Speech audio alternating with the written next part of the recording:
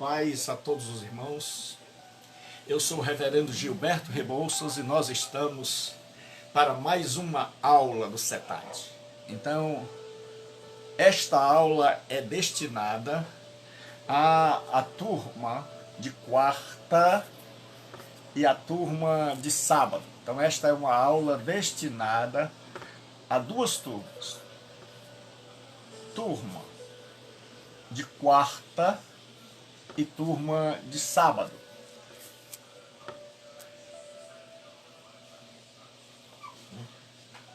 Então essa é uma aula destinada às turmas de quarta e sábado. O CETAD, com essa logomarca, é o Seminário de Educação Teológica das Assembleias de Deus, né? E tem como sigla CETAD. Boa noite, meu pastor querido, amado. Então nós estamos hoje para mais uma aula. Uma aula do CETAD sobre a questão dos oficiais da igreja. E nós começamos a estudar sobre as qualificações do ministro. Então, boa noite a todos e a todas.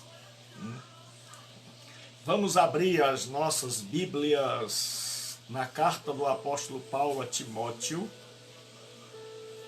no capítulo 5 e no versículo de número 17. Carta do apóstolo Paulo a Timóteo, capítulo 5 e o versículo de número 17. Carta de Paulo a Timóteo, 5 e 17. 1 Timóteo 5 e 17. 1 Timóteo 5, a partir do 17. Certo? Eu vou ler na ARA, Almeida Revista e Atualizada, que é a Bíblia de minha preferência. Boa noite, Ana. Deus abençoe. Graça e paz. Então, todos aqueles que são das turmas de quarta e de sábado, mas meu irmão Leandro, Deus abençoe, devem colocar a sua presença. E caso não possam estar assistindo ao vivo, online, devem fazer um comentário lá quando assistirem às aulas postadas, para que a gente possa acompanhar que todos estão participando do curso à distância. Porque curso à distância tem suas vantagens de você fazer o seu horário de estudar. Então você pode estudar de manhã, de tarde, de noite, em umas folgas, pode estudar um pedaço agora, um pedaço mais tarde, pode estudar ao vivo, como nós estamos transmitindo aqui. Também pode, em caso de não poder, estudar também pelo YouTube, né, que as aulas são postadas lá. Então vamos lá, vamos ganhar tempo. Devem ser considerados merecedores de dobrados honorários os presbíteros que presidem bem, com especialidade os que se afadigam na palavra e no ensino. Pois a Escritura declara: não amordaces a boca ao boi quando pisa o trigo. E ainda, o trabalhador é digno do seu salário. Não aceites denúncia contra presbítero, senão exclusivamente sob depoimento de 2 ou 3 testemunhas. Quanto aos que vivem no pecado, repreende-os na presença de todos, para que os demais temam.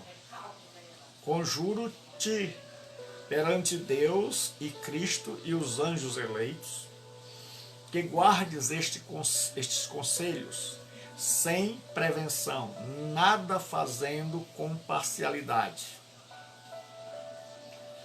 A ninguém imponhas precipitadamente as mãos, não te tornes cúmplices dos pecados de outro, conserva-te a ti mesmo puro. Deus abençoe.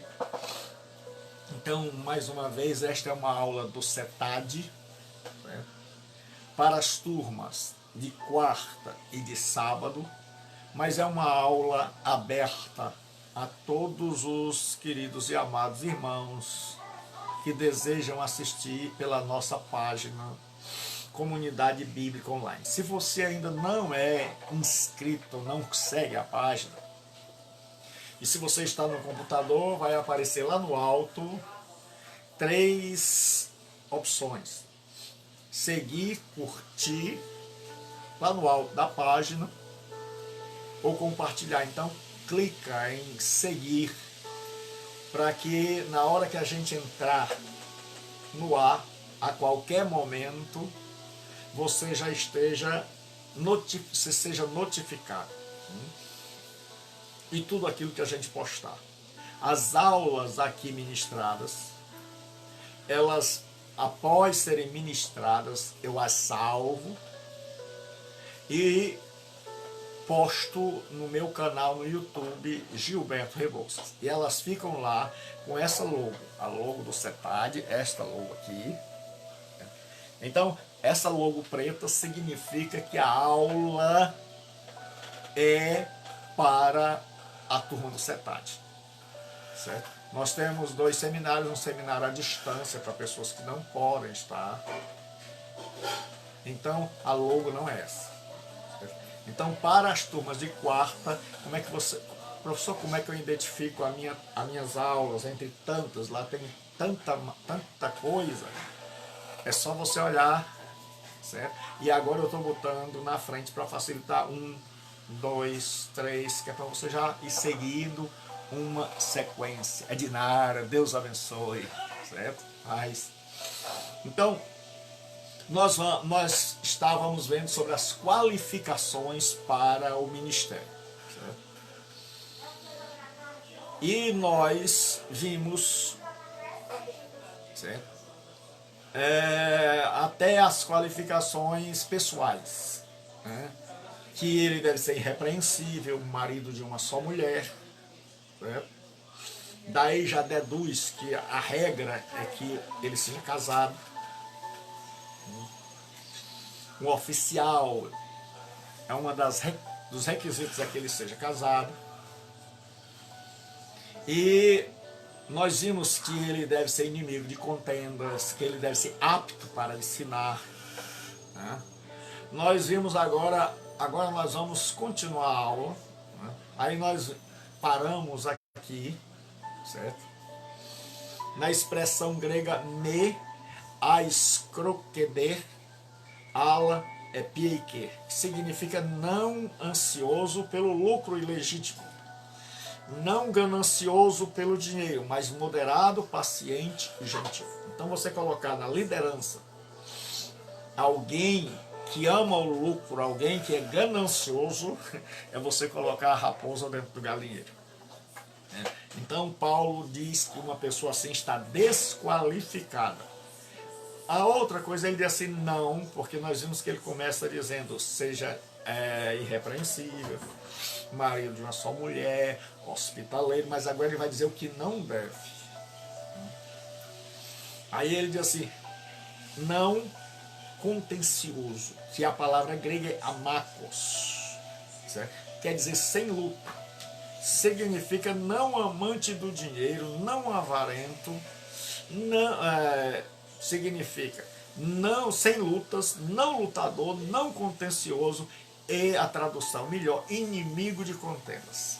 Aquela pessoa que foge de todo tipo de disputa vã. Certo? Não é aquele que não defende a sua fé. Aquele que defende a fé é chamado de apologista. Então, apologista é a pessoa que se especializa na defesa da fé cristã. Agora, quando Paulo diz que deve ser desqualificado aquele que ama contenda, é aquele que gosta daquelas contendas bobas que não levam a lugar nenhum. Como, por exemplo, o judeu disputava sobre genealogia. Ele era filho de quem? E como é que a pessoa podia provar? Então, Paulo diz, Timóteo, não entre nessas questões de genealogias intermináveis. Enquanto ele diz, quando ele diz que é inimigo de contendas, ele diz que deve ser uma pessoa que não perde tempo discutindo bobagens, que não gosta de debater assuntos irrelevantes, certo? Aí ele diz assim, agora nós vamos para as qualificações relativas à família. Quais são as orientações que Paulo dá, né? E antes nós vamos orar. Senhor nosso Deus e Pai, nós entramos em Tua presença e pedimos a Tua ajuda, a Tua bênção e a Tua graça. Sê conosco, ó Espírito Santo, nos colocamos na Tua mão, dá-nos a palavra, dá-nos a inspiração e a bênção. Abençoa cada irmão, cada pessoa, faz com que aqueles que têm dificuldade de acessar a página encontrem facilidade, Senhor. Em nome de Cristo, que a internet esteja boa e que possa ser levada não apenas aos corações daqueles que são alunos do CETAD, mas que possa ser instrumento de bênção, ó Deus, para tantos quantos o Senhor deseja alcançar. Leve essa palavra, Senhor, e dá-me a graça e a unção, em nome de Jesus Cristo. Amém. Então vamos lá. Então, quais são as qualificações? Nós já vimos que Paulo faz Doni, grande Doni, certo? Então, as qualificações relacionadas ao caráter da pessoa, tem que ter caráter.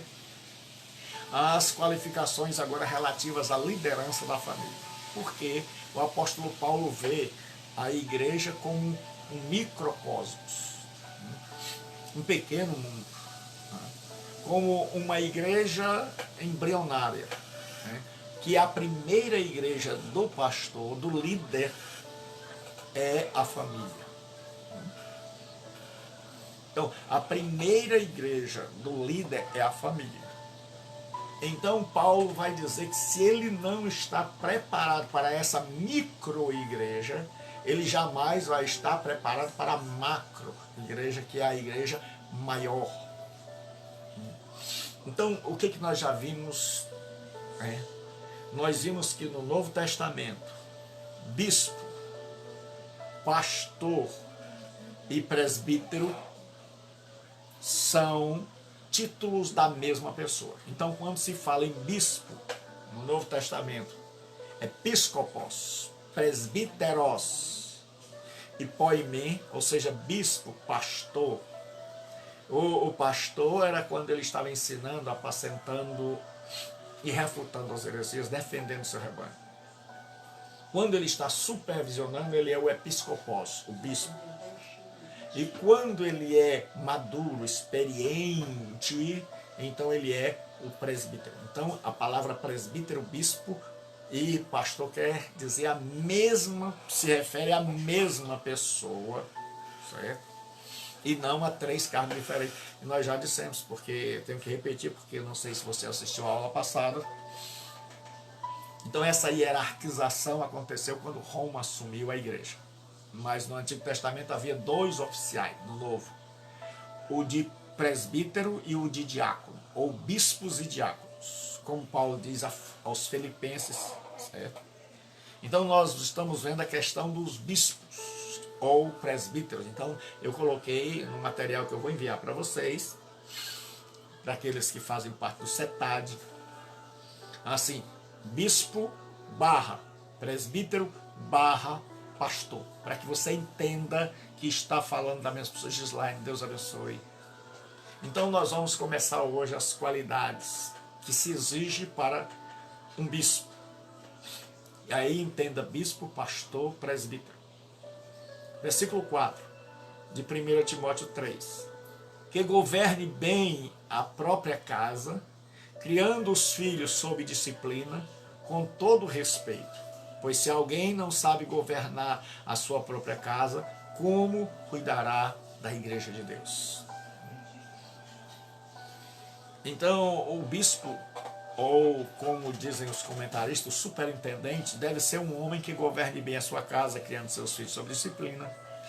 E é tomado por certo que normalmente será um homem casado, que diz que ele tem que ter uma família, ele tem que ter os filhos. Então, duas indicações aí nos mostram que para a posição de bispo, né, que são os oficiais, aqueles que são ordenados, ele tinha que ser casado. Primeiro, quando diz que ele tem que ser marido de uma só mulher. Segundo, agora, quando diz que ele tem que ser um líder na sua família. Certo? Como eu já disse, o apóstolo Paulo vai mostrar a igreja como um microcosmos. Certo? Então ele vai mostrar a igreja começando na família. Então a primeira igreja de um pastor, de um líder, é a sua família. Paulo disse: se alguém não cuida dos seus, principalmente dos da sua família, negou a fé e é pior do que o infiel. Então, quando ele diz, certo? Governe bem a sua casa, tendo seus filhos sob disciplina, com todo o respeito. Essa palavra respeito ou dignidade, dependendo da tradução, ela vem de uma palavra grega seminotes, que descreve a característica do homem que se porta com perfeita combinação da dignidade e cortesia, independência e humildade em relação aos companheiros. A palavra evita a sugestão de frieza e retém a ideia de respeito natural. Ou seja, a família, ele se impõe pelo exemplo. Ele é respeitado pela fé que ele demonstra. É o que se diz na teologia que a autoridade emana do serviço. Então a autoridade não é algo herdado, é algo que emana de um serviço. Então, se você implanta a igreja, se você trabalha, se as pessoas veem o seu exemplo, é claro que elas vão colocar-se sob a sua liderança, porque desse serviço produziu exemplo para as pessoas. Então, a autoridade não é algo que a gente exige. Quando a pessoa diz assim, me respeite, é porque já não está mais sendo respeitado. Agora, certo? Nós vimos as qualificações dele como família. Então, o que Paulo exige dele? Certo? Diz assim: pois se alguém não sabe qual é a consequência, se eu não sei governar a minha casa, eu vou ser um desastre governando a igreja. Então, se muitos de nós seguíssemos essas diretrizes da palavra de Deus, nós teríamos menos problemas nas igrejas e mais igrejas saudáveis. Mas quando nós não estudamos a palavra de Deus como nossa bússola orientadora, toda a igreja sofre. Então, para que essas qualificações, para que essas exigências, para que a igreja não venha sofrer? Para que a igreja possa crescer, para que o povo de Deus possa crescer. Então o apóstolo Paulo agora passa para as qualificações relativas à maturidade. Ele agora vai dizer quais são as qualificações relativas à liderança. Tem que ser uma liderança madura. E aí ele vai dizer o que não pode e o que pode. O que eu acho maravilhoso em Paulo e na Bíblia é que a Bíblia não é só aquela história de não pode, mas ela diz não roube, antes trabalhe com as mãos fazendo o que é bom. Ela diz: quem furtava, não furte mais, antes trabalhe. Então ela diz: não furte, mas ela não diz fique em casa esperando as coisas caírem do céu. Vá trabalhar. Aí diz assim: não seja neófito, para não suceder que se ensoberbeça e caia na condenação do diabo. A palavra neófitos vem de duas palavras, neo e fito. Neo é novo, fitos é planta. Então, daí recém-plantado, novo convertido. Então, o neófito é alguém novo na fé, é alguém sem experiência de vida. Porque muitas vezes você pode ter um rapaz novo, bom de Bíblia, bom nas coisas de Deus, experimentado, um bom obreiro, mas ele ainda não teve experiências de liderança, experiências de vida em família, experiências de ter que estar à frente, porque o pai e a mãe dele resolveram estas questões, né? E Paulo está preocupado também da pessoa se achar que ela deu um pulo, né? E que ela agora é o homem, ele agora é o homem, é o cara, como diz o povo, né? Então, os perigos são óbvios. Em especial, Paulo seleciona o de se ensoberbecer, que é o verbo tifou, né? Esse verbo tifou literalmente significa estar cheio ou envolto de fumaça. Então é aquela pessoa que se encheu agora, ele está cheio, ele se acha o melhor, o maior, certo? Sempre é usado metaforicamente e conota o anuviar da mente e do juízo. Então a pessoa agora fica perdida, né? Ela se acha o tal, né? Aqui como resultado do orgulho engendrado pela promoção demasiadamente rápida, certo? É o que o Kelly vai dizer. Então porque a pessoa, quando ela está na situação, ela não imagina, quando ela é nova na fé ou nova também na idade, de que aquilo não é uma promoção, mas é um cargo, é uma dádiva divina. Então hoje, no mundo ocidental, a partir da igreja ter se romanizado, as funções na igreja viraram uma questão de ascensão. Então a pessoa começa lá de baixo e ela vai progredindo e ela vai ascendendo. Então o mundo que nos rodeia acaba alimentando isso. Você vai para um trabalho e você vai progredindo, você está na escola, você vai passando de ano, então você vai terminando o ensino fundamental, entra no ensino médio, já entra na faculdade, já entra no mestrado, no doutorado. Então nós vivemos numa sociedade assim, mas não era assim. Nunca devemos interpretar a Bíblia com a mente ocidental, porque a Bíblia não foi escrita por escritores com mente ocidental, mas mente hebraica. A Bíblia foi escrita dentro do pensamento hebraico, certo? Dos dias de Jesus Cristo. Então, na mente de Jesus, não existia uma hierarquia. Quando Jesus... É tanto que Jesus diz, o Filho do Homem não veio para ser servido, mas para servir.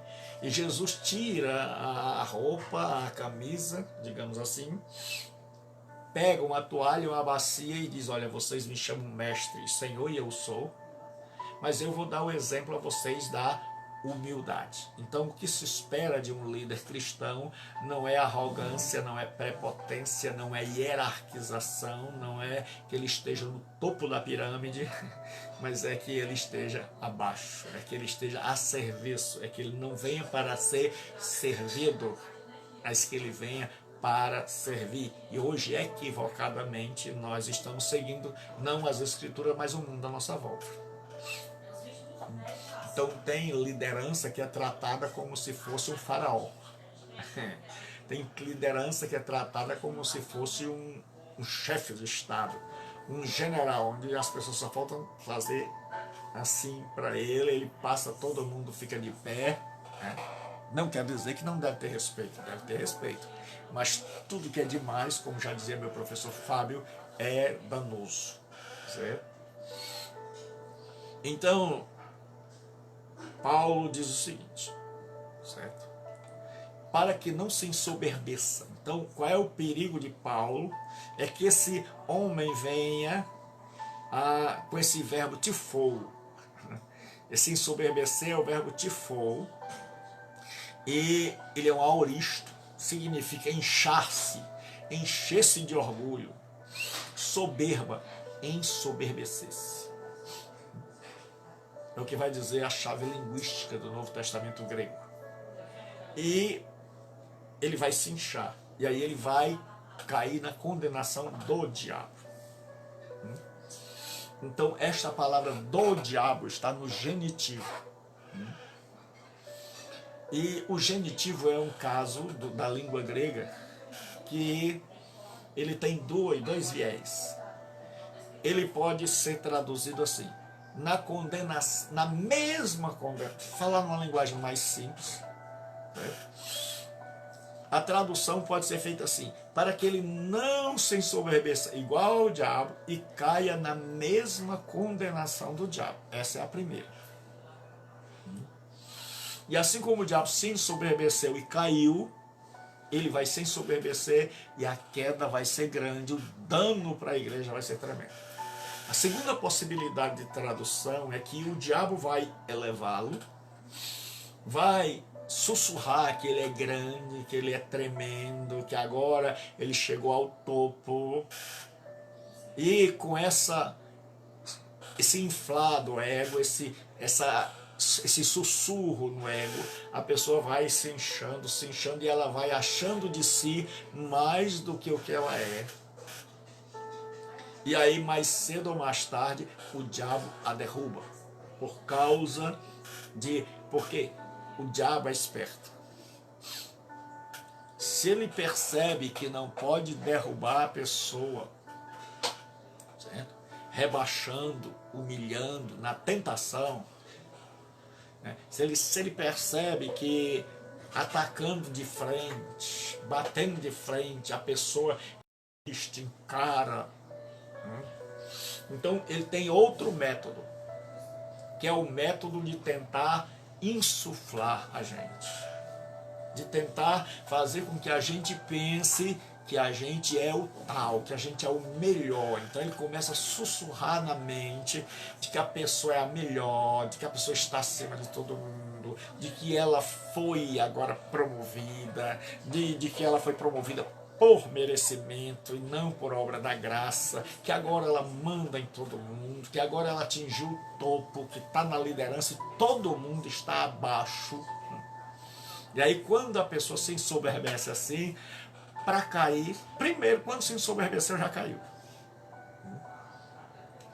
Porque a Bíblia diz, quando Lúcifer estava simplesmente pensando, tu dizias no teu coração, subirei ao céu, exaltarei o meu trono, serei semelhante ao Altíssimo, me assentarei, tudo no eu, certo? E tudo no futuro.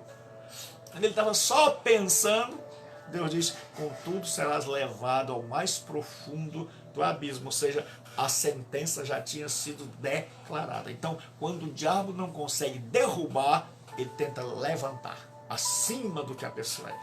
Fazer com que a pessoa tenha uma ideia acerca de si mesma completamente equivocada. Espero que estão entendidos. Então, ou ele tenta...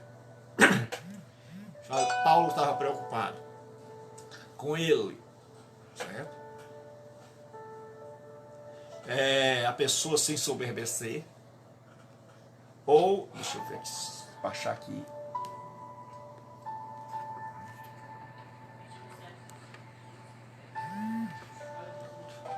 tá dando para ouvir aí, pessoal? Porque eu tive que baixar aqui para não tocar e vocês ouvirem aí. Se tá dando para ouvir, dá um ok aí. Se deu para entender também, dá um ok. Obrigado, Deus abençoe. Então, o que acontece? Duas opções. Primeiro, ou a pessoa vai cair do mesmo jeito do diabo que se ensoberbeceu, ou vai cair porque o diabo a levantou. Então as duas traduções são viáveis. Então o diabo muitas vezes a pessoa cai sozinha, ela já tem a predisposição para ser exaltada. Por isso que eu sempre digo, vou bater, como essa estrutura de hierarquização tem uma vantagem. Qual é, pastor? É que você pode detectar antes que a pessoa chegue lá.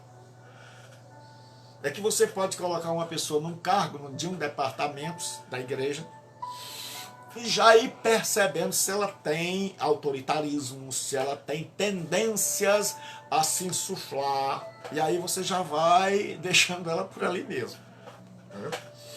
Você não vai. O grande problema é que a gente vê gente com autoritarismo e a gente vê gente que quer e que manda e que é arrogante e que é soberbo.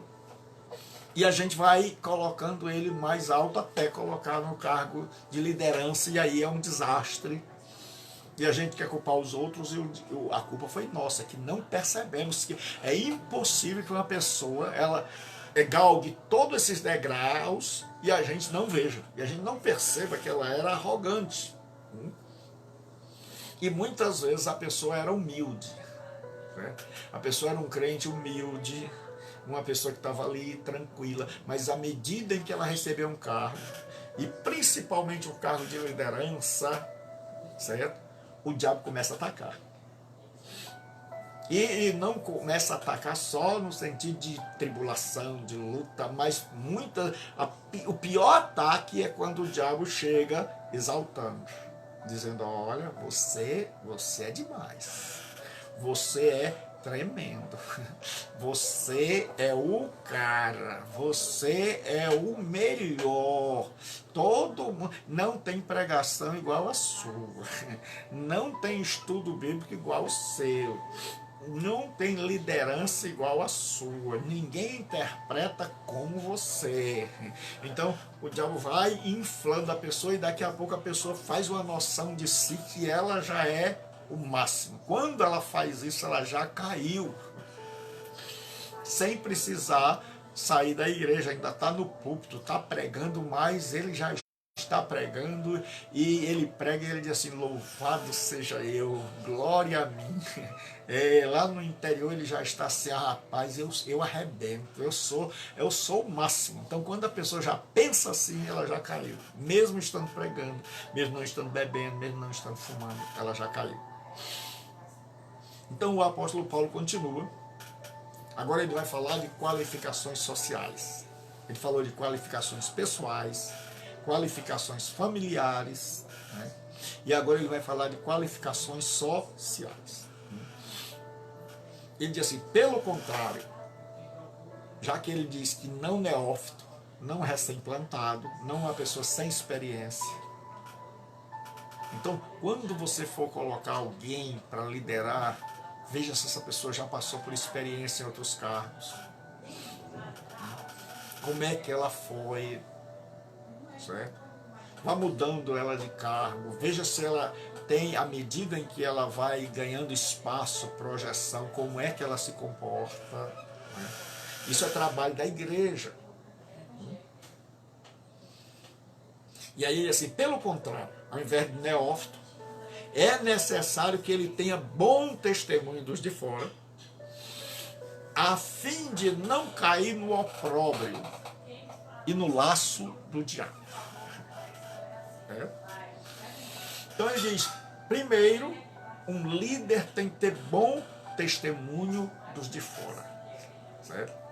E o Kelly, ele diz assim, o pastor que fracassa com respeito a isso está propenso a cair no opróbrio, na vergonha, no ridículo, a ser ridicularizado, visto que os de fora, que têm antipatia pela igreja, aplicarão a interpretação mais desfavorável à sua mínima palavra ou ação. Ou seja, as pessoas já o observarão com desdém, e mesmo que ele diga as coisas mais certas, as coisas mais profundas, as verdades mais íntimas, como ele caiu no descrédito, então as pessoas sempre interpretarão de forma negativa. Então o ministério dele foi enterrado. Então uma liderança tem que ter bom testemunho dos de fora. Certo? A fim de não cair no opróbrio, na vergonha, em ser ridicularizado e no laço do diabo.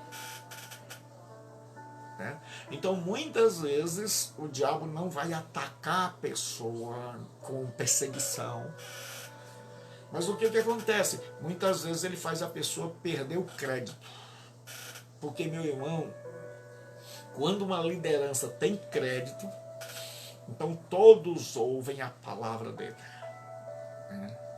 Um ateu foi ouvir Whitefield E o ateu ia para ouvi-lo e encontrou-se em Londres com outro ateu. E o ateu disse: para onde você vai, Hunt? O nome dele era Hunt. Para onde você vai, Hunt? E o Hunter disse: eu vou ouvir o Whitefield. E o outro ficou boquiaberto. Disse: mas você não crê nas coisas que ele acredita. O Hunter disse: mas ele crê. Então era uma pessoa que tinha um testemunho para com os de fora, que impressionava até os ateus, até os filósofos ateus, que diziam assim: olha, rapaz, eu não concordo com o que ele diz, mas eu vou ouvir porque ele crê no que ele está ensinando, ele crê verdadeiramente. Então, quando a gente o ouve falar, a gente sabe, tem a certeza de que ele crê. Então isso é um bom testemunho para com os de fora. Nem sempre nós vamos ganhá-los, mas se nós tivermos bom testemunho para com os de fora, eles irão sempre nos ouvir de boa vontade, mesmo que não concordem, mesmo que discordem, vão dizer: olha, eu discordo dele, mas admiro esse homem, ele sabe o que crê. Certo? Então agora, orientações relativas ao trato com a liderança. Certo? Paulo agora vai dizer como é que devem ser tratados os líderes.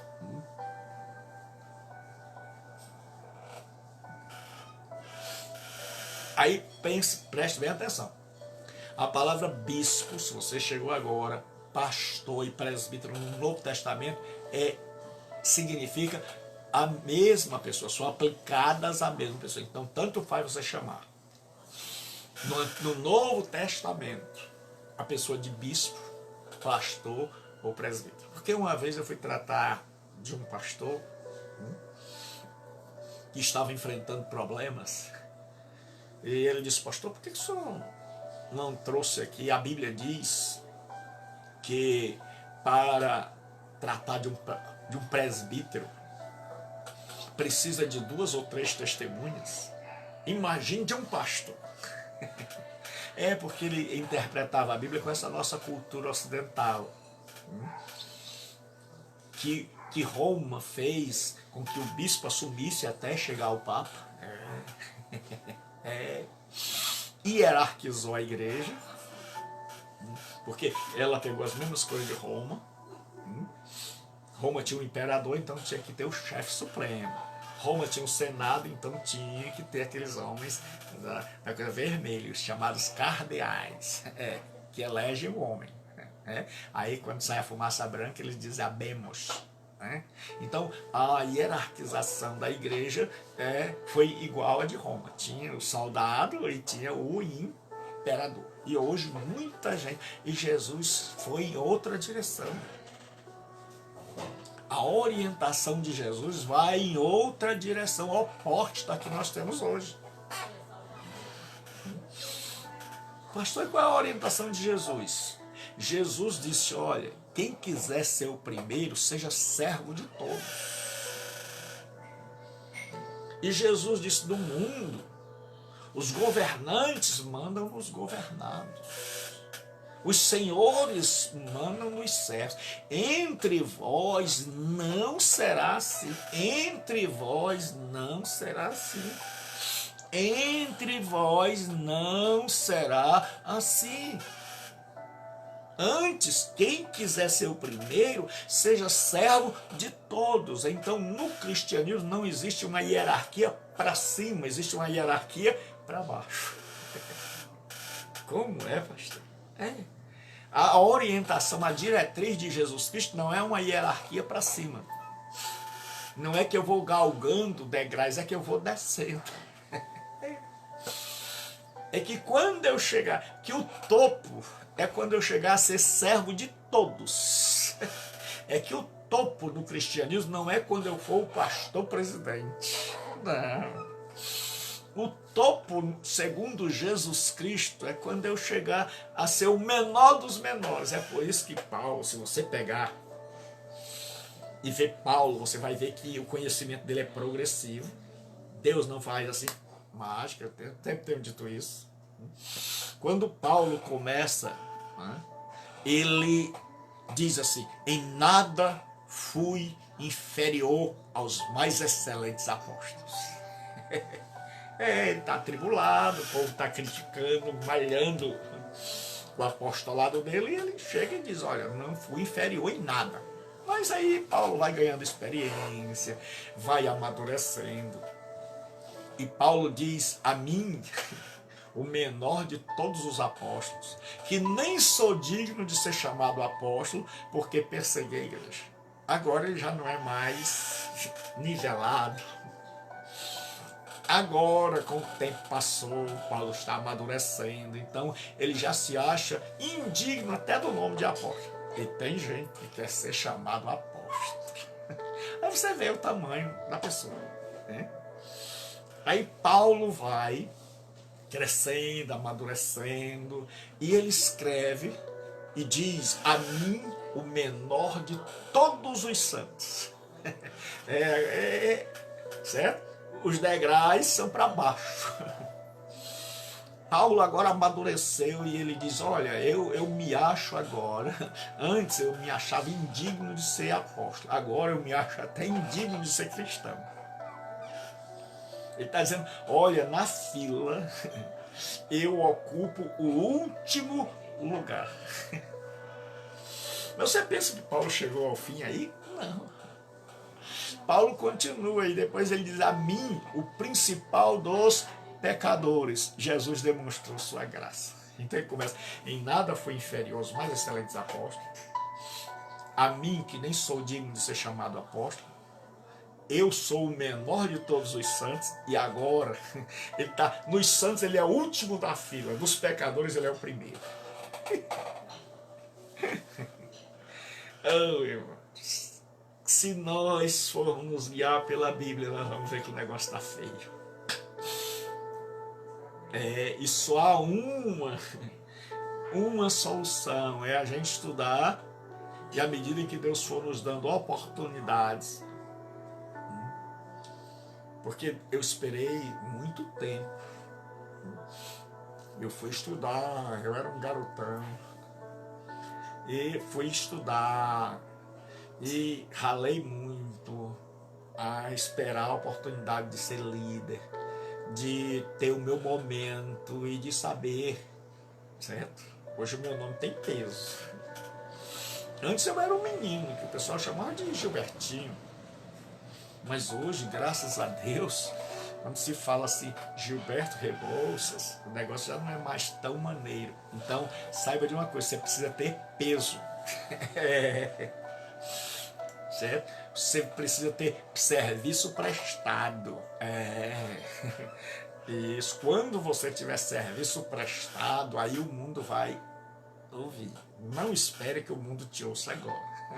Você começou ontem, chegou agora, como dizia o Romário com o Edmundo, chegou ontem, já quer sentar na janela. Certo? Então, tenha calma que com Deus é assim. A gente vai trabalhando, ele vai nos dando um nome. Em qualquer área da profissão. Você se forma, você é apenas mais um funcionário. Você vai correndo atrás, estudando, se aperfeiçoando, trabalhando, produzindo, e aí as pessoas vão começar a dizer: é um ótimo advogado. Aí o nome vai crescendo. É um ótimo engenheiro, é um ótimo pastor, é um ótimo professor. Aí vai, certo? Então, não existe essa história da mágica, certo? Então, se você agora não é ouvido, tenha calma. Espere a hora, vai estudando, vá se preparando, para quando chegar a sua hora, você poder ser ouvido, você ter a autoridade para falar, e as pessoas dizem assim: sim, senhor. Tinha uma pessoa que foi meu professor, chamado pastor Rex Stokes. Aqui eu presto uma homenagem póstuma. Era uma pessoa, ele já está na glória, mas em todas as vezes em que eu estive com o pastor Rex numa reunião de liderança, ele ficava sempre calado, mas quando ele abria a boca, todo mundo calava, todo mundo ouvia a orientação daquele homem de Deus, certo? Porque tinha peso, velho. né? Tinha peso. Então, deixa Deus encher, coma muito feijão, estude, certo? Faça a obra de Deus, vai fazendo, não se preocupa com a hierarquização, vai descendo. E vai chegar um momento em que Deus vai, à medida que sai cavando para descer, o saco vai enchendo de areia e vai, seu nome vai criando peso. Então, no cristianismo, a hierarquização é para baixo. Você vai descendo. E quando você chegar a ser o último, quando Paulo diz, o último dos santos e o primeiro dos pecadores, aí pronto. Aí você está do jeito que Deus gosta e do jeito que o diabo odeia. Certo? Porque quando a gente sobe, certo? Quando a gente vai no degrau ascendente, tá do jeito que o diabo quer. Quando a gente vai no degrau descendente, tá do jeito que Jesus quer que você escolhe. Certo? Então agora ele vai dar orientações relativas à liderança. E ele vai dizer orientações relativas à honra e à remuneração. Certo? Olha o que ele diz. Versículo 17, capítulo 5, versículo 17. 1 Timóteo,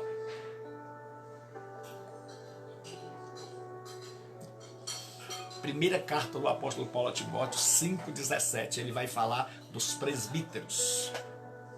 Então lembre, presbítero, pastor, bispo, a mesma coisa. Então ele está falando de presbítero. Então aquele pastor que eu fui tratar, ele disse, se um presbítero é assim, imagina um pastor. Ele não sabia, coitado, que pastor e presbítero são a mesma coisa.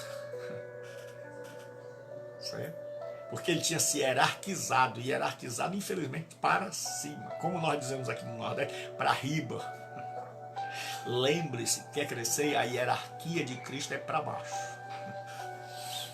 Certo? Você não sobe, você desce. A cada cargo você desce. E isso a gente vê no discurso.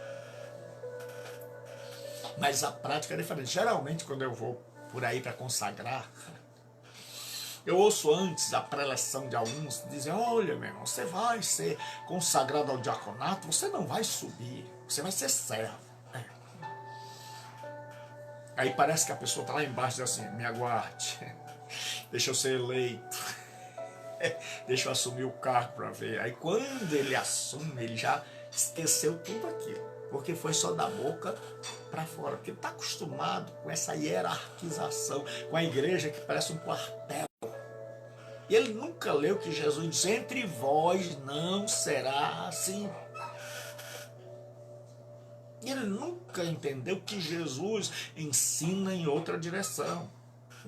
Que sendo Deus, não teve por usurpação ser igual a Deus, mas esvaziou-se, equenocem, a si mesmo, assumindo a forma de servo. Meu irmão, não tem descida maior do que alguém que existe como Deus, sendo adorado e servido por todo o universo, abre mão de tudo isso e resolve assumir agora a forma de servo. É morfeteu ou feu, depende da pronúncia que você quiser, e morfedulu, é kenosen.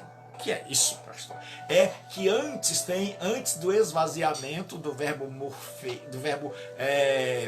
keno, o verbo keno, que é o verbo esvaziar-se, tem assim morfeteu, morfefeu, certo? O que é isso? Forma de Deus. Jesus existia em forma de Deus. Aí tem assim, kenou, é kenosen, esvaziou-se.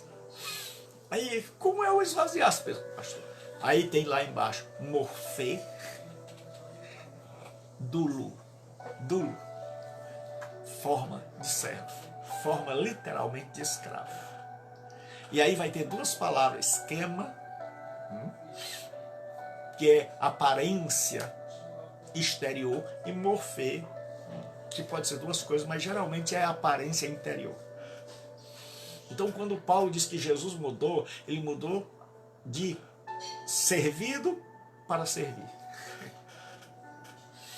De alguém que é servido pelo universo inteiro, Então ele não subiu, não teve por usurpação ser igual a Deus. Eu vim aqui dizer todo mundo se prostre, todo mundo me adore, eu vim aqui para ser servido, eu vou ficar num trono lá em Jerusalém e vocês vêm e todo mundo vai me servir. Não. Essa é a liderança da Bíblia, certo? Essa é a liderança da Escritura. Eu não sei que Bíblia você está lendo, ou se está lendo, ou se parou para pensar, mas meu trabalho como professor é fomentar em você o pensamento, né? O raciocínio crítico, de examinar as coisas se elas estão de acordo com as Escrituras. Você não toma medicação sem antes o médico prescrever e diz, olha para isso. Já imaginou, você chega numa farmácia, tem um monte de remédio, você diz, para tomar tudo, vai morrer, meu, você vai morrer. Você tem que examinar para que serra, certo? A orientar, é por isso que toda medicação vem com a bula. Só que a bula vem bem pequenininho, e a Bíblia não. Então ele diz assim, devem ser considerados merecedores de dobrados honorários os presbíteros que presidem bem, com especialidade, aí agora vai puxar a brasa pela sardinha, certo? Os que se afadigam na palavra e no ensino. Pois a Escritura declara, não amordaces o boi quando pisa o trigo. E ainda, o trabalhador é digno do seu salário. Então Paulo diz que devem ser dignos de dobrados honorários. É a palavra timê. Certo? Timê é a palavra que você pode traduzir por honra ou por honorários. Então a ideia é que as duas coisas. Então você vai pegar Bíblias que vai traduzir assim, dupla honra, e a outra que vai traduzir por dobrados honorários. Porque a palavra tanto pode ser traduzida por honra, e honrar naquela época era pagar bem, certo? Então, o que acontece? Honrar era reconhecer o trabalho, certo? E aí, o Kelly, da introdução e comentário, diz assim, Paulo é solícito em insistir que os oficiais executivos recebam o dobro dos demais, presumivelmente porque dedicam mais do seu tempo e das suas energias às suas funções. A palavra timê literalmente significa honra ou dobrados honorários. Então, os reformados, baseados nesse texto, principalmente os amados irmãos presbiterianos, eles têm dois tipos de presbíteros, ou seja, dois tipos de dirigentes, dois tipos de pastores, certo? Tem o que se chama de presbítero regente e o presbítero docente. Então, existe um colegiado, eles lá não tem só um pastor. Baseado nesse texto, esse é um dos textos, mas eles têm outros, em que eles dizem o seguinte, ninguém pode dirigir uma igreja só, porque se cometer um erro, todo mundo erra.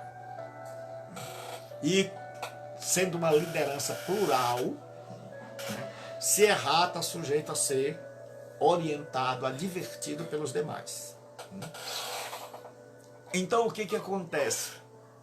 Eles disseram que eles formaram um colegiado de presbíteros, que é chamado de presbitério, e nesse presbitério vai ter os presbíteros regentes, ou seja, aqueles pastores que estão ali para cuidar da igreja. Então eles estão ali observando quem está precisando de ajuda, eles estão ali vendo quem está em pecado, eles estão ali vendo, então eles pastoreiam as pessoas, eles não levam lá para o conselho, muitos problemas eles mesmos resolvem porque eles são pastores. Mas existe o presbítero docente, que é aquele que fica encarregado do ensino, da pregação da palavra de Deus. Então esse é o que é chamado mesmo de pastor. Então você vê o nosso querido irmão, por exemplo, o reverendo Augusto Nicodemos. Na igreja dele tem um colegiado que cuida, por isso esses pastores podem sair pregando. Por quê? Porque eles têm um grupo de presbíteros que os apoiam, né? Eles não são, a igreja não depende só deles. Então você vai ver o Hernandes Dias Lopes, o Augusto Nicodemos saindo para pregar, porque tem outros presbíteros ali que são docentes também e que pregam a palavra. E aí o pastor que vai se destacar, é claro que é o pastor presbítero docente. Então para eles, né, existe o presbítero regente, aquele que não tem a obrigação de estar pregando, mas tem a obrigação de pastorear a igreja, de cuidar da igreja. Então eles fazem sempre reuniões, tudo eles decidem em conjunto, é o presbitério, né? Então essa é uma das maneiras de se interpretar esse texto. Mas o que a Bíblia está dizendo é que existem presbíteros que foram chamados para administrar. E esses presbíteros, a conclusão mais óbvia é que esses presbíteros que receberam o chamado para administrar devem também se afadigar, se dedicar ao estudo da palavra, porque é o que Paulo está dizendo. O bispo, que é a mesma coisa do presbítero, deve ser apto para ensinar. Então o que Paulo está ensinando? A interpretação presbiteriana à parte. Ele está ensinando que não existem dois tipos de presbítero, mas que existe um tipo de presbítero. E que aqueles que se dedicam, aqueles que vão estudar, aqueles que vão se capacitar, aqueles que vão aprender para poder instruir a igreja, esses devem ser honrados, mais do que aqueles que ficam lá sentados, só assumindo as funções de liderança, pregando todo dia a mesma coisa, sem a igreja crescer. Então Paulo está fazendo isso para quê? Até para motivar o povo a estudar. Para motivar, ele está dizendo, olha, porque assim, se você estudar mais, você ganha mais. Um dia eu estava dando aula no seminário, e outros professores reclamaram, mas não tinham peito para reclamar para mim. Então foram reclamar para uma pessoa que trabalhava lá na secretaria. E um dia eu cheguei e disse, professor, a pessoa me disse, professor, os professores estão reclamando aí porque o senhor ganha mais. Eu disse, é muito fácil resolver o problema. Eu disse, e eu estava vendo que eles estavam ali, e com toda a educação do mundo, eu disse, olha, a grande diferença é que eles fizeram o bacharelado e pararam. Enquanto eles estavam dando aula com a apostila, eu estava lá na UFC fazendo uma segunda faculdade. Eu estava também me especializando em grego e em hebraico. E eu estava fazendo pós-graduação. E é claro que agora eu estou colhendo os frutos. Eu digo, é fácil. Aí eu respondi, é fácil. É só dizer para quem reclama, e eu olhei assim para o lado com o maior amor do mundo, para quem reclama que fale com a liderança e que vá para dentro de uma faculdade, fazer especialização, fazer pós-graduação, fazer outros cursos, se aperfeiçoar, que aí quando chegar aqui, automaticamente, se você chega com um diploma de mestrado, de pós-graduação, é claro que a turma vai pagar você mais. Mas se você terminou o bacharelado, que não sabe nem mais como é que significa a palavra Gênesis, que já esqueceu tudo, aí, meu filho, não é problema meu. Então, com muita classe, eu dei aquela resposta e uma alfinetadazinha, porque a gente é mau. Então, o que acontece? Paulo diz, olha, devem ser merecedores de dobrados honorários presbíteros que presidem bem, com especialidade os que se afadigam, porque dá trabalho, mas é bom, na palavra e no ensino. Aqueles que estão estudando, queimando peste, você pensa que é fácil, que cai do céu, que é só abrir a Bíblia assim? Não. São 30 anos que eu estudo e todo dia eu tenho que preparar aula. E hoje eu estou com uma filha doente. Fui deixá-la no hospital, fui buscá-la em casa, estou com ela aqui. Fiz a live, terminei a live, descansei um pouco e comecei a estudar. E já comecei a estudar, a ler, reler, a pesquisar, a botar. Vocês já sabem, quem me conhece sabe, eu sempre boto bibliografia, de onde eu tirei, porque muita gente que eu já orientei, até professores, o pessoal inventa as coisas e não diz de onde tirou. Diz, rapaz, fulano disse, eu ouvi, tá assim. Mas, meu amigo, onde é que você tirou isso? De onde? Porque estudo é diferente. Estudo não é axiologia, é o que eu acho. Não, eu li. Quando? Onde foi que você leu? Não me lembro mais, mas eu li em algum lugar. Não. Você tem que pesquisar. Antes da aula, a gente tem que se preparar. Não deve chegar assim, pessoal, boa noite, glória a Deus, vamos aqui pensar juntos. Muitas vezes você vê uma certa humildade, a pessoa diz assim, eu não vim para ensinar, eu vim para aprender juntamente com vocês. Então nós vamos botar um texto aqui, cada um vai expressar a sua ideia. É porque, na verdade, ele não se preparou e ele não tem nada para ensinar, então vai enrolar ali, vai encher linguiça, certo? Então o que acontece? Paulo agora diz, principalmente aqueles que se afadigam na palavra e no ensino. Aí ele vai citar 2 textos como base. Um que é um dito de Jesus e outro que é um texto lá da lei. Ele diz, pois a Escritura declara, certo? Então aqui ele está falando de Deuteronômio, não amordaces a boca ao boi quando pisa o trigo.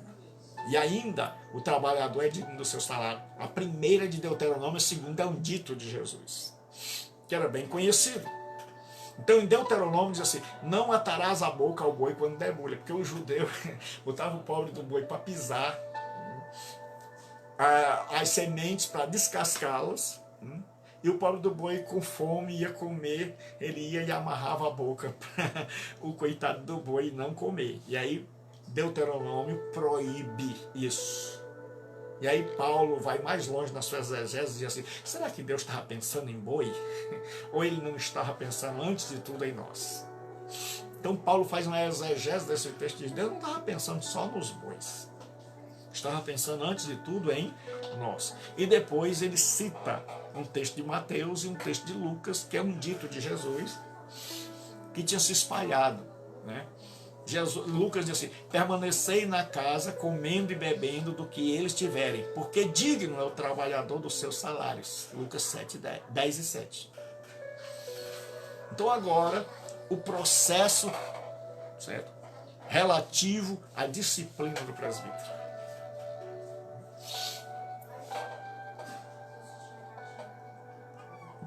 Então nós já vimos que o texto é presbíteros, pastores, bispos, não importa. O Paulo vai chamar de presbíteros. Então você vai ver que tanto faz bispo como presbítero, para Paulo é a mesma coisa, certo? Então, agora ele está falando de presbíteros, porque se tem um texto mais mal interpretado, é esse aqui, certo? Então você vai ver como as pessoas interpretam equivocadamente esse texto. Então preste atenção, Paulo agora está instruindo a Timóteo como lidar, como proceder com a liderança. Então ele diz, olha, aqueles que você perceber que estão se dedicando ao ensino, que estão pastoreando e que estão crescendo, e que estão se aprofundando e se afadigando, esse vai crescer em honra. Esse, a palavra dele vai ter peso. E esse vai merecer um dobrado honorário. Quando você for estabelecer o que ele vai ganhar, estabeleça diferente daquele que você percebeu que está sentado, que é só um dirigente de culto que ainda manda os outros pregar. Então Paulo disse, olha, esse aqui tem que ganhar o dobro. Então Paulo resolveu, e Paulo disse, está aqui a base bíblica. Jesus disse e Deuteronômio disse, então a lei diz, Jesus diz, para Paulo está fechado. Só que agora ele vai falar também de como deve agir em caso de um presbítero pecar, em caso de um líder pecar, certo? Então ele vai dizer o seguinte: a exigência para a aceitação de uma denúncia. Primeira coisa, é que ele diz que não pode aceitar uma denúncia só por uma pessoa. Ele diz assim: não aceites denúncia contra um presbítero senão sob depoimento de 2 ou 3 testemunhas. Isso está estabelecido lá na lei. Olha o que diz a lei em Deuteronômio 19:15. Uma só testemunha não se levantará contra alguém por qualquer iniquidade ou por qualquer pecado, seja qual for que cometer. Pelo depoimento de 2 ou 3 testemunhas se estabelecerá o fato. Então, segundo Deuteronômio, para você receber uma denúncia contra qualquer pessoa, era preciso ter no mínimo 2 testemunhas.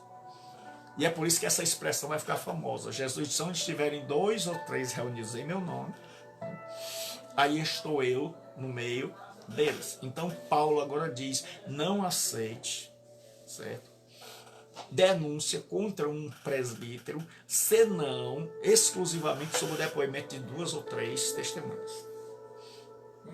Então, quando houver uma denúncia de que o presbítero está agindo errado, tem que ter no mínimo 2 ou 3 testemunhas. Porque uma pessoa só pode inventar. Pode levantar uma calúnia, certo? E aí, quando você tem mais de uma pessoa, certo? De preferência de grupos distintos, certo? Então você percebe que aquela acusação não é uma acusação improcedente, mas que ela tem tudo para ser examinada, certo? Então a jurisprudência de Paulo é tremenda. Ele diz: olha, primeiro, não aceite acusação se ela vier solitária. Mas se ela vier em um grupo e você perceber que não é o que a gente chama na igreja de uma panelinha que resolveu dar uma rasteira em alguém, mas que são pessoas idôneas, que estão falando, que estão acusando, porque a gente pensa que o líder está acima do bem e do mal. Não, né? É por isso que muita gente quer viver só, certo? Porque ele quer estar acima do bem e do mal.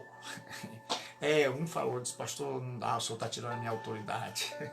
Porque ele não sabia que só tem autoridade quem está debaixo de autoridade. E que no momento que ele saiu debaixo da minha autoridade, ele perdeu a autoridade. Ele não sabia que só era pastor porque eu o consagrei. E ele pensa que depois que eu o consagrei, ele não quer mais andar comigo porque eu estava velando e zelando pela vida dele. O que aconteceu? Ele queria sair, me pediu: pastor, eu vou andar só. Tá bom, meu irmão. Muita gente quer viver sem alguém para corrigi-lo, sem alguém para orientá-lo, sem alguém que diga não. Ele quer ser o dono da igreja, ele quer mandar. Ele não quer ninguém que o oriente, que o norteie. E quando a pessoa cai nesse tipo de coisa, meu irmão, está perdido.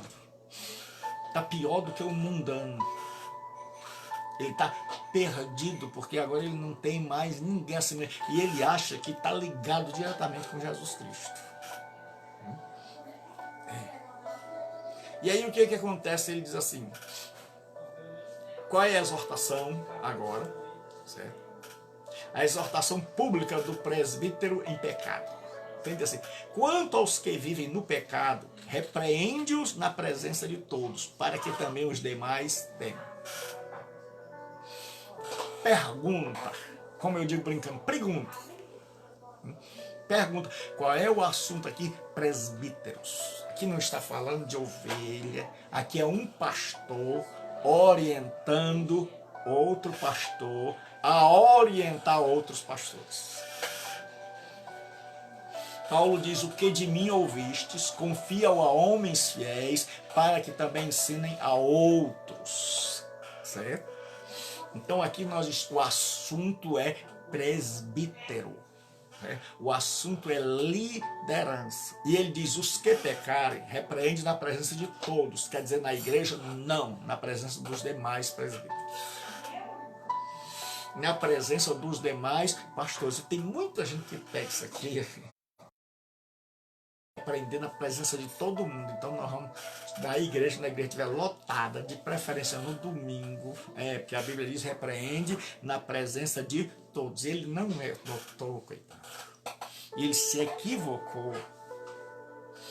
E todos nós vamos dar conta dos equívocos que a gente fez porque a gente negligenciou em estudar a palavra de Deus. Todos nós que cometemos erros, certo? Vamos prestar conta a Deus. Então, qual é o assunto? Presbítero. Então ele diz assim, quanto aos que vivem no pecado. Por que ele não botou presbítero? Porque está claro que o assunto ele está falando de presbíteros. Repreende-os na presença de todos. Todos quem? Todos os presbíteros. Para que também os demais, quem são os demais? Os demais presbíteros temam. Então está em Timóteo, se algum líder for encontrado em pecado, se ele for encontrado numa falta, você tem que reunir os outros presbíteros. Por isso que a igreja presbiteriana defende o presbitério. E tudo ela resolve ali. Mas voltando para cá, porque a igreja presbiteriana não é nosso referencial de interpretação, o modelo, dizendo assim, não é que os irmãos não sejam, nem que os livros deles não sejam, então muito livro bom, mas eu estou indo no modelo, certo? Então o que acontece? Ele diz o seguinte, quanto aos que vivem em pecado, repreende-os na presença de todos. Então o propósito era pedagógico, era dizer, você percebeu, você está supervisionando aí as igrejas, e quando você perceber que tem presbítero, liderança em pecado, reúna todos os líderes da região, aí onde você está, e repreenda, faça uma repreensão na presença de todo o colegiado, de todos os líderes, para que os outros líderes digam, vixe, rapaz, o negócio é sério. Se eu pecar, se eu pisar na bola, eu vou ser chamado. É por isso que todo mundo precisa de alguém assim. E é por isso que muita gente não quer mais se sujeitar a pastor. Certo? Porque ele sabe, e principalmente quando está em pecado. Quando está em pecado, quer viver só. Então tenha cuidado, se o seu pastor quer viver só, não vá acompanhá-lo, porque possivelmente ele quer viver só, ou por arrogância e não querer se submeter mais a ninguém, ou porque ele está em pecado, fugindo de uma chamada. Ele sabe que a qualquer momento ele pode ser chamado, e quando ele errar ele vai sofrer intervenção. Então antes ele diz, igreja, nós estamos sofrendo muito. Igreja, a gente poderia... está na hora da gente andar com as próprias pernas. Então tenha cuidado para você não participar do pecado alheio e não estar seguindo quem não merece ser seguido. Então ele diz assim, para que os outros temam. Então todo pastor está sujeito, como todas as ovelhas, à disciplina.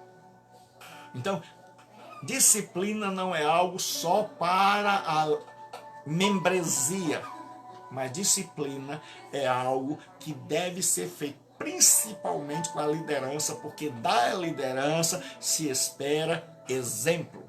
Da liderança se espera exemplo. Aí Paulo diz, olha, Timóteo, tenha cuidado com a imparcialidade, com a parcialidade na aplicação da disciplina.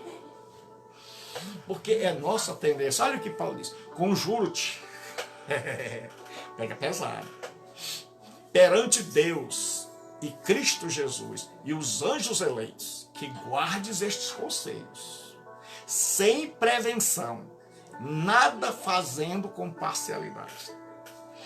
Ele disse, olha, quando você for aplicar disciplina, não seja parcial, só porque o fulano é bonzinho, ele era dizimista, ele era bonzinho, menino obediente, fazia tudo que você mandava.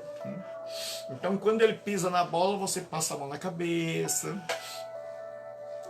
ou você diminui a culpa, mas aquele que era nosso cego, certo? Aquele que era meio rabugento, aquele que questionava, aquele que fazia pergunta, aquele que não engolia tudo que você mandava calar, desse você pega pesado, esse você é parcial. Então, o que é parcialidade? É você distinguir entre pessoas, certo? É você agir diferente com pessoas iguais. Então Paulo diz, tenha cuidado para não ter um presbítero aí que você gosta, que chama você para uma galinha caipira,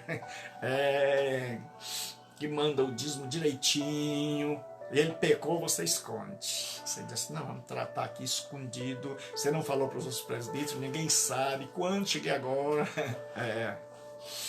E aquele que não dá a galinha, aquele que não chama para jantar, aquele que não faz churrasco, aquele que no aniversário não te convida. Então ele diz assim, olha, seja imparcial. Errou, não importa se é seu amigo, não importa se é o menino bonzinho ou se é o menino travesso. Errou é erro, então haja com imparcialidade e puna. Mas puna sempre com um objetivo pedagógico, para que os outros temam e para que o mal não se alastre. Eu lembro quando eu era criança, o meu avô, ele tinha, lá em casa era muito grande, um terreno, e eu fui muito feliz na minha infância, porque tinha rio por lá de cima da ponte de bico, jogar bola, correr, pegar pássaro. Então foi uma infância muito boa e eu não me arrependo. E eu tive um avô maravilhoso. Meu pai foi embora muito cedo, deixou a gente, mas o meu avô era tremendo. Seu Manuel Garcia, que ainda está no céu, foi tremendo. Foi meu pai, foi meu tudo. Então, o que acontece? Ele tinha um galinheiro muito grande, aquelas galinhas bonitas, mas de vez em quando dava um mal. E aí ele amontoava um monte daquelas galinhas que morreu e tocava fogo. Tocava fogo até nas varas, no local onde elas dormiam. E aí pronto, aquelas outras que ficavam com aquele procedimento, ele evitava que o mal passasse para as outras. Então a igreja está precisando de correção de pessoas para evitar que o mal se alastre. Nós precisamos seguir a orientação de Paulo. Quando ele vai corrigir aquele homem que está deitando com a madrasta, lá em 1 Coríntios 5, ele diz, vocês não sabem que um pouco de fermento levera toda a massa, que não precisa muita coisa para fazer uma massa crescer. E Tiago, seguindo o mesmo princípio, porque eu sempre digo, quando você for pegar texto fora, você tem que pegar texto que diga a mesma coisa. Por isso que pregação temática é fácil por um lado e difícil por outro. Porque você pode pegar texto que não tem nada a ver. Então, Tiago, ele vai nos dizer que nós devemos ser justos nas nossas e não parciais. Então, a exortação à imparcialidade, certo? Então, o que nós aprendemos hoje? Aí, para terminar essa aula, agora relativa à ordenação, certo? Qual é a orientação para consagração, para ordenar alguém à liderança, ao pastorado, ao presbitério, ao bispado, certo? Então lembre, bispo, pastor e presbítero, mesmo que eu não vou parar, porque eu sei que do século III em diante houve a hierarquização da igreja e até hoje é difícil tirar. Qual é a orientação relativa à ordenação? Ele diz assim, a ninguém imponhas precipitadamente as mãos. A primeira coisa que Paulo diz é porque no Antigo Testamento, tanto o sacerdote quanto o rei eram consagrados, dedicados a Deus por meio da unção com óleo. Se derramava o óleo. Então, no Antigo Testamento, os oficiais de Deus que eles eram chamados de filhos do óleo, certo? Por quê? Porque eram os únicos consagrados. Deus diz: não maltrateis os meus ungidos, não toqueis nos meus ungidos, nem maltrateis os meus profetas, porque eram os 3 oficiais de Deus. 2 ordenados e 1 por causa do dom. Então o que acontece? Agora tinha o rei e o profeta, eram os ungidos, aqueles que tinham recebido a unção com óleo. Então no Antigo Testamento, vou sempre repetir, certo?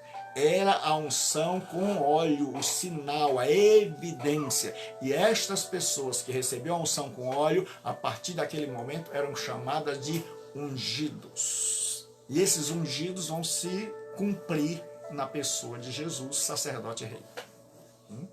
Então por isso que hoje não tem mais o ungidão.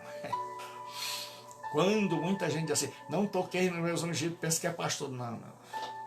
O ungido se cumpriu em Jesus Cristo. Jesus é o único que agrega em si a função de sacerdote e de rei.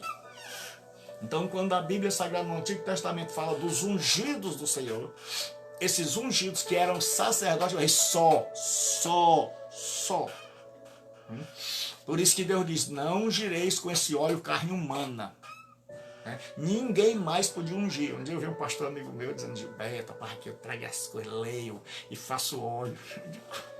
Aí eu fiquei assim, meu Deus. E era teólogo. Meu Jesus, como é que a pessoa... Não... Deus disse que não é para fazer um óleo semelhante àquele, porque aquele óleo era especial. Certo? Não era para ter a fórmula e guardar ali, e ninguém podia copiar. Você lê lá o Antigo Testamento, você vai ver isso. E aí o que acontece? Agora tinha os ungidos do Senhor. Quem? O sacerdote e seus descendentes e os reis. Esses eram os ungidos. Até que veio aquele que em si agrega as duas coisas, que é tanto o sacerdote, segundo a ordem de Melquisedeque, como é rei, o descendente, o filho de Davi, tanto esperado. Então em Jesus se cumprem as profecias relativas ao ungido. Então quem é o ungido? Jesus Cristo. Porque tem muito pastor que pega isso aí, faz um monte de grosseria, faz um monte, é autoritário, e aí para se defender ele diz: não toque nos meus ungidos. E tem um monte de gente que nunca levou a sério o estudo, que nunca leu a Bíblia com responsabilidade, que nunca quis aprender, que não se interessa, que não quer gastar tempo, quer viver na moleza. Tudo tem um custo. Você quer viver na moleza, você quer viver sem gastar tempo, sem estudar, sem queimar pestana? Você vai, certo? Mas você vai pagar caro. Porque você vai viver dependendo do que os outros dizem. E você vai dizer coisas que você não faz o menor sentido.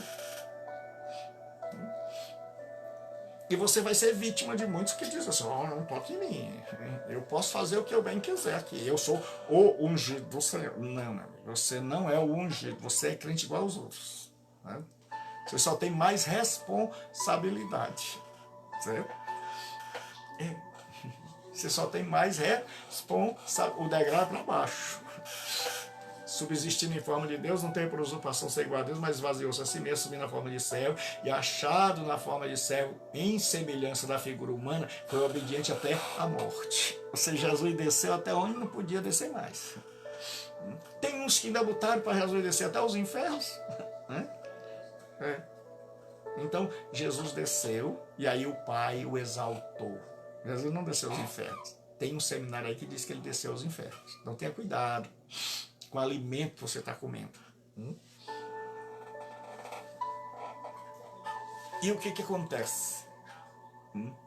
Paulo agora diz assim: a ninguém imponhas precipitadamente as mãos. No Novo Testamento, você vai ver que os diáconos e os presbíteros, pastores, mestres, certo? São com a imposição de mãos.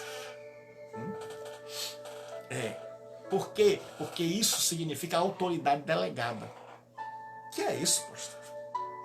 É porque só tem autoridade quem está debaixo de autoridade. É. No dia que aquele pastor lá disse para mim que não queria mais estar debaixo da minha autoridade, o que ele não sabia é que ele perdeu a autoridade. Como assim, pastor? É porque Jesus Cristo tem autoridade. Então, quem é a autoridade no céu e na terra? Jesus. E quando ele escolheu a liderança, ele delegou a esta liderança a autoridade.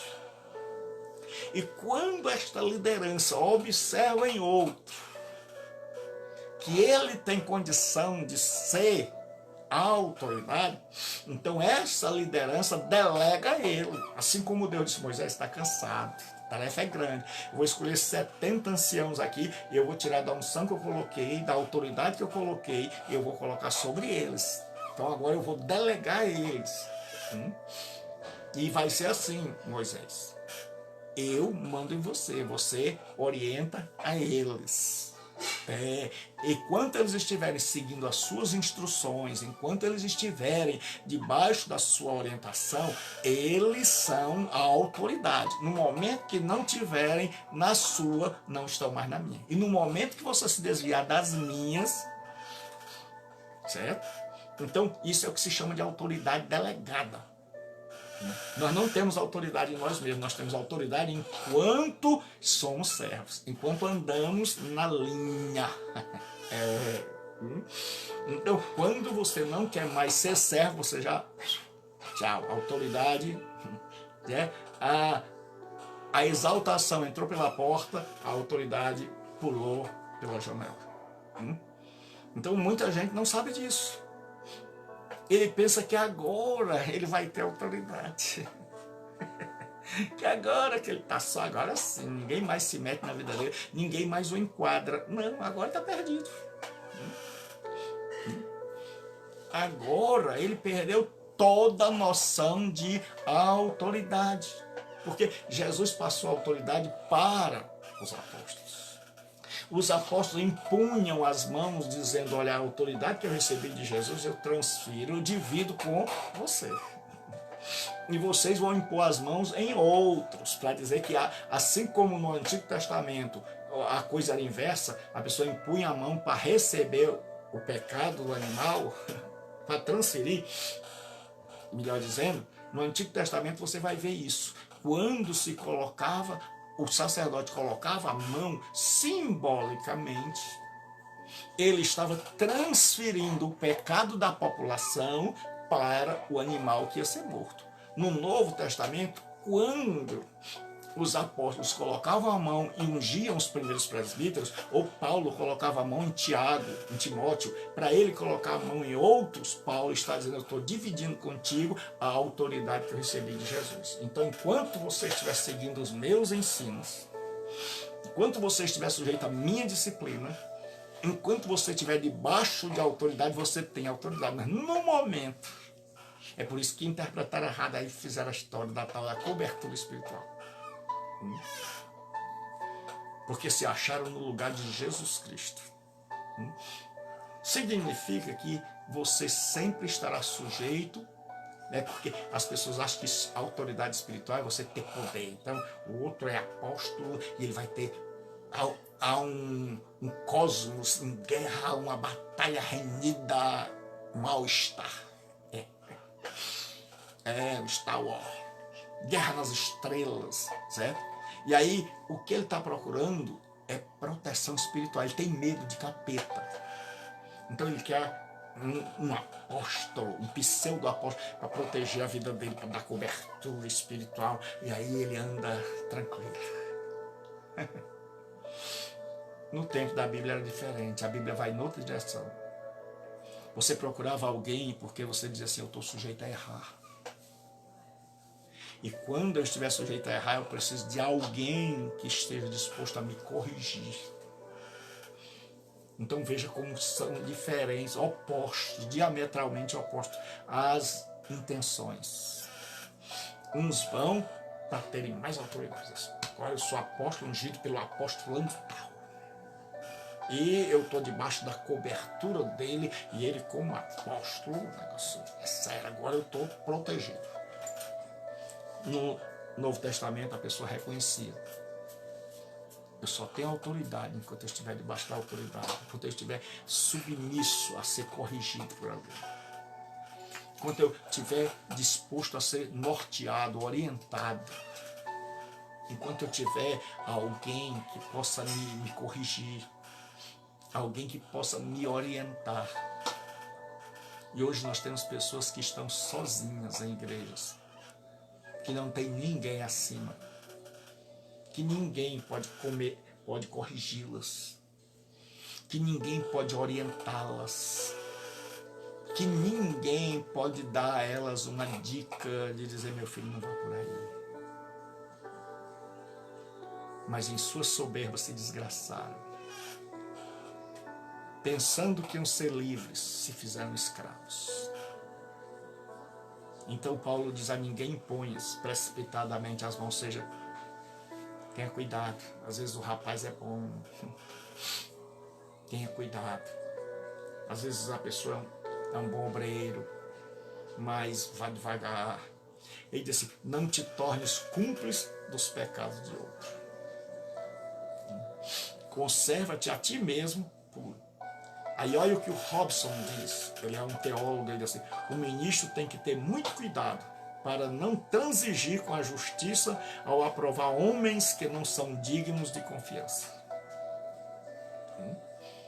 Então o que é transigir? Muitas vezes você faz de conta que não viu. Você está percebendo que a pessoa está toda errada, que ela não cumpre os critérios para o cargo.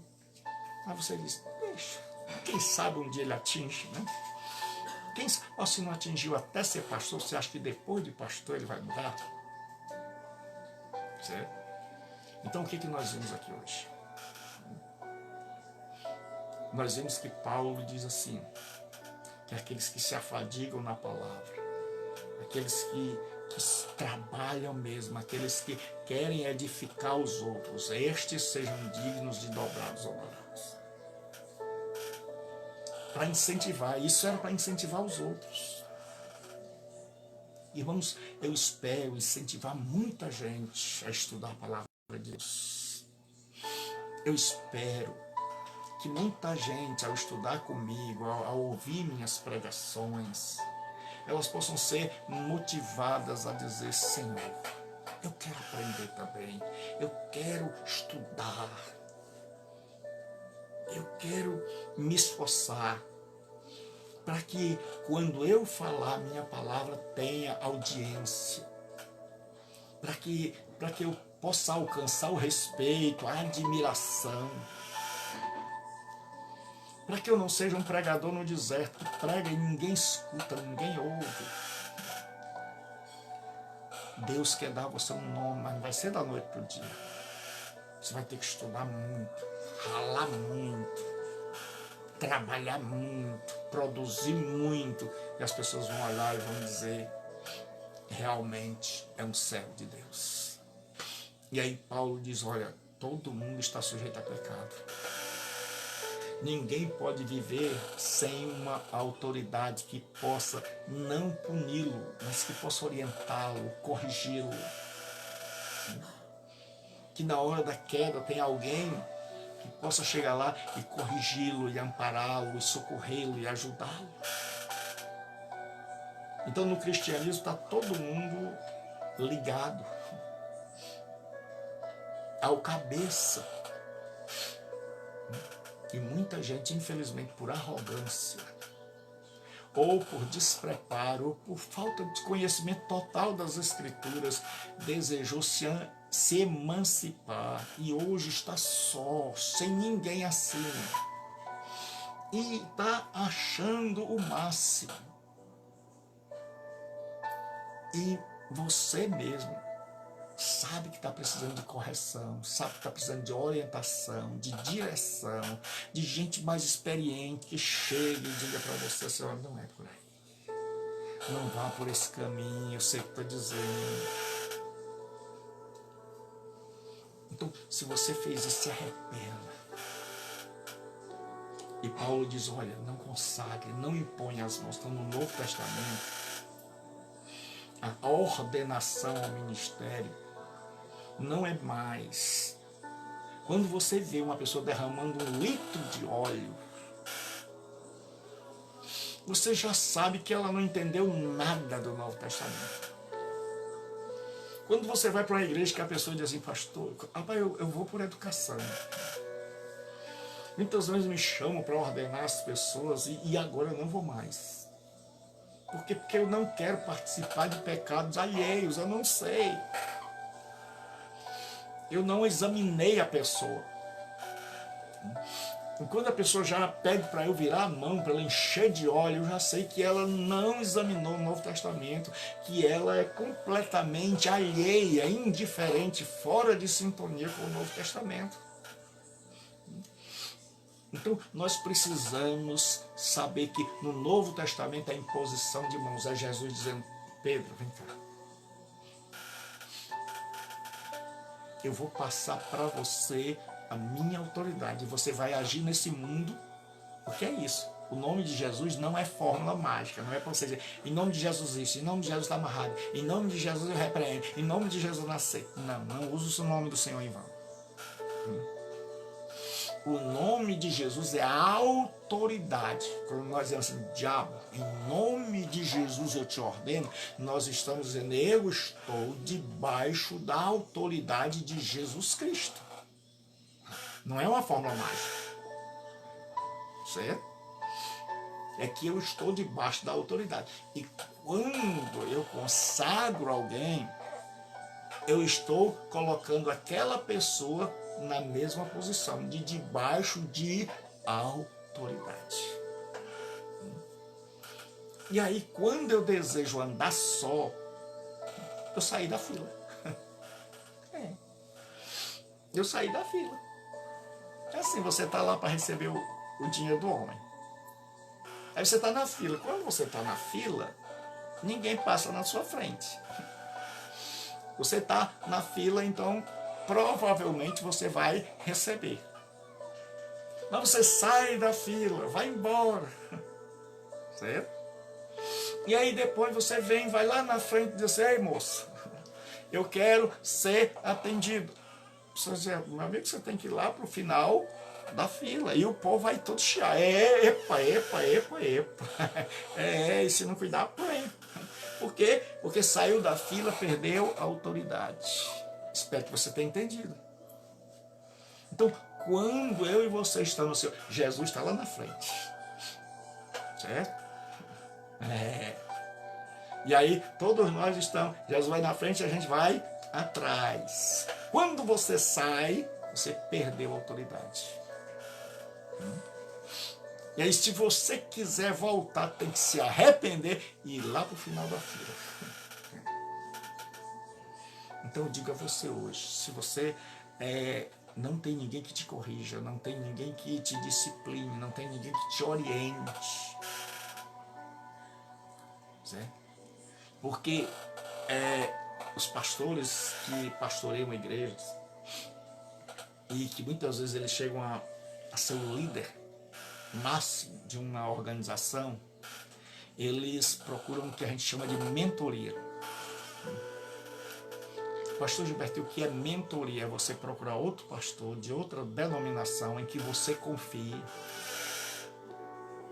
para que ele seja o seu ajudador, para que ele seja aquela pessoa que pode dizer, ó, Gilberto, você está errado. Gilberto, não vá por aí. Gilberto, você conhece um bocado, mas você está equivocado aqui.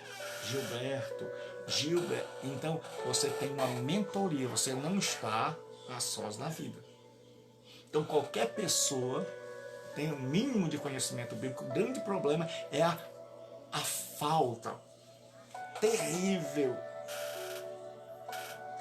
de escolaridade espiritual.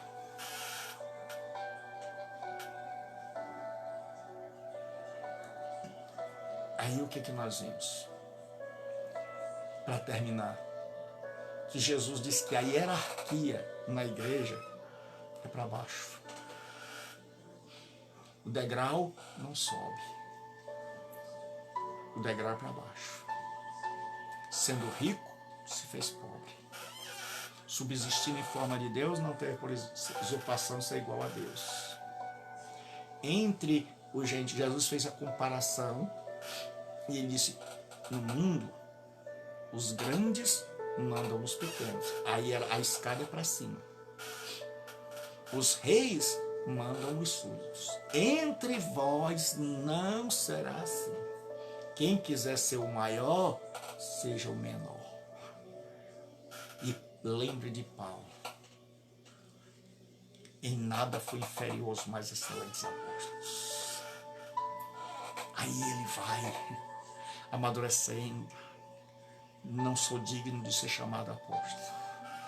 E ele vai amadurecendo mais ainda. A teologia dele vai crescendo, ele vai se aproximando de Deus. E aí ele diz assim, eu sou o menor de todos os santos. Eu sou o último da fila. E aquilo não era para fazer ninguém rir, não. Ele acreditava mesmo. E depois ele conclui dizendo, eu sou o principal dos pecadores. E em mim Deus mostrou a sua graça.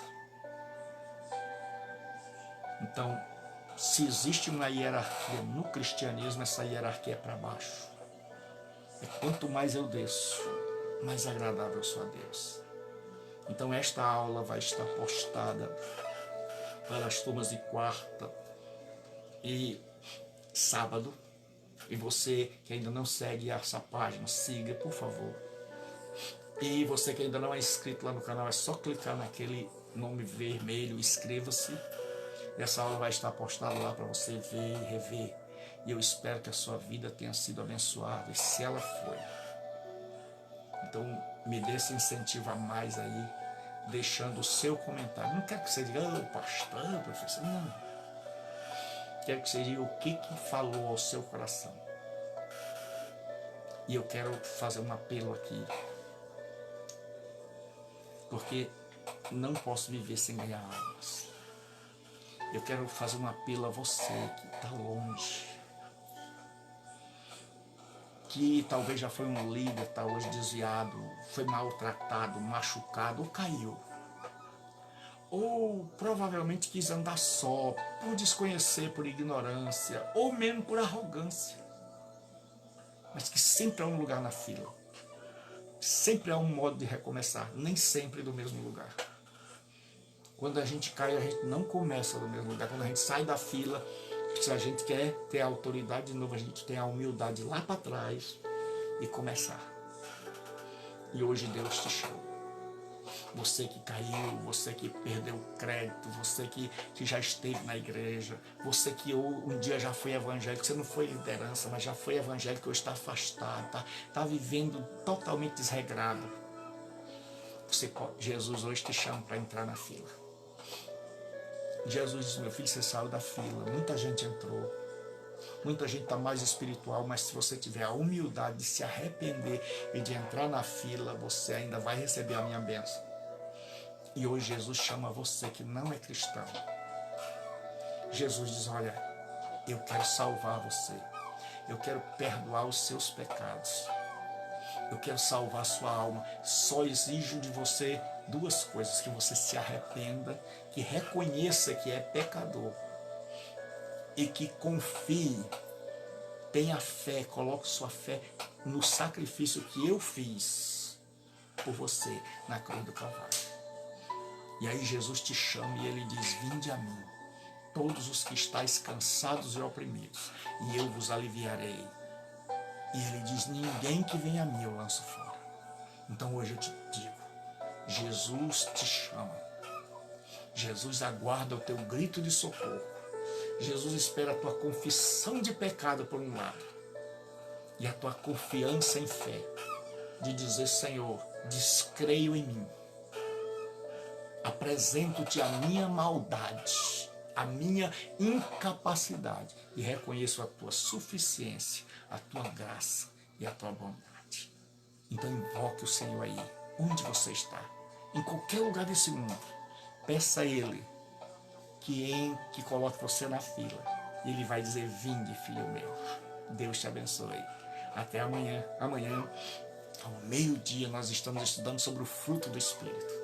Então você não pode perder. Amanhã ao meio-dia, o fruto do Espírito, rapaz, é tremendo, certo? E à noite nós temos mais aula. Desta vez para o seminário à distância. Então, se você conhece alguém que mora no interior, que mora em outro país, certo? Nós temos irmãos da África estudando com a gente, irmãos de Bruxelas. Então, se você conhece alguém que mora nos Estados Unidos, em outro país, gente que mora no interior, que não tem condição de estudar, diga, olha, existe o seminário teológico à distância. A pessoa diz assim, pai, eu queria estudar, mas eu não sei como, eu não tenho tempo. Você diz, rapaz, o pastor Gilberto criou um seminário.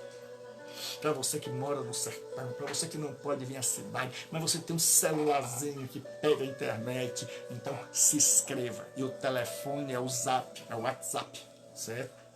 9203-7604, 9203-7604, 9203-7604, certo?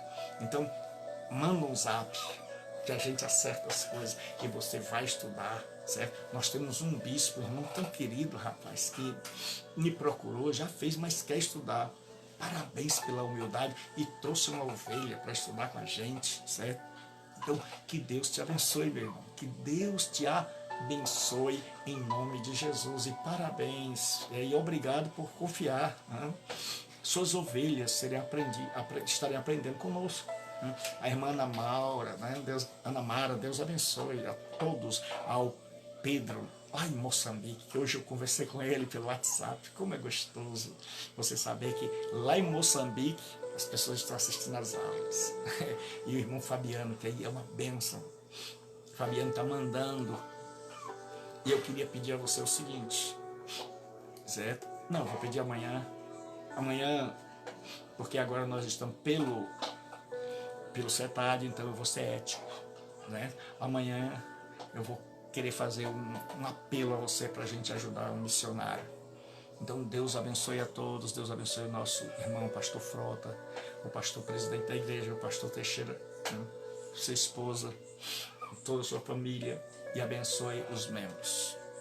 E abençoe a cada membro da Bela Vista e em especial os meus queridos alunos, né? a esse povo tão amado.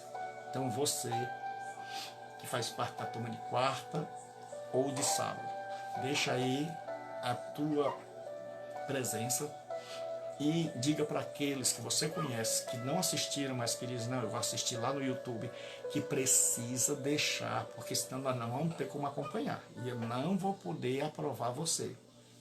Então, lá no YouTube, faz um comentário pequeno, assim, meio que você não tem assistido o vídeo, certo? Mas eu creio que você é crente, temente a Deus. Porque se você estuda comigo, é uma teologia que muda, não é uma teologia que enche a cabeça. Então deixe lá no vídeo um comentário dizendo assim, olha professor, eu assisti o vídeo, está aqui. Eu assisti o vídeo, fala disso e disso.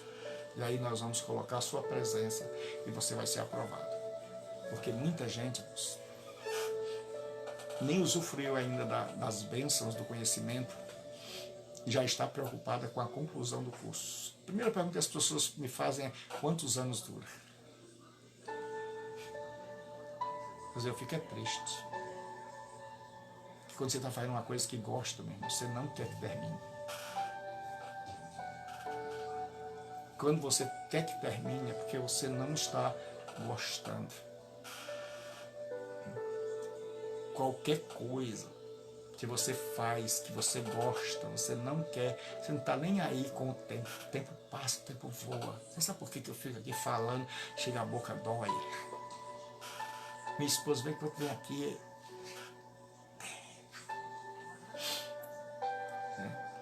Porque eu amo o que eu faço.